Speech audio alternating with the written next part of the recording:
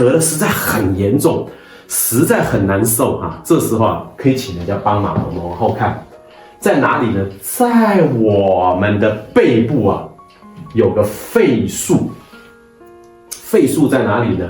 是在我们的第三椎啊，椎体的旁边啊，椎体的旁边。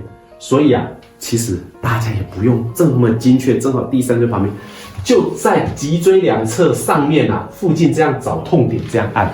好，请你的家人拿出这个拨筋棒啊，用这个大头地方，在这后面啊，上下，你注意哦，方向很重要，上下按一下，按一下，按一下，哈，自己不好按嘛，对不对？好，自己不好按，请家人帮忙按一下，好，或者是用他的手肘，你趴下用手肘在那边轻轻按一下，上下按一下，会有些痛点，这个对于缓解咳嗽啊是有帮助的。好，所以说上面我们的肺束旁边上下按，把它拨松，这也是缓解咳嗽，尤其是咳得很严重的时候，我们用这个方法能够缓解。然后不要忘记，做完之后你可以再热敷一下，让它再进一步缓解咳嗽啊，可以得到一些控制。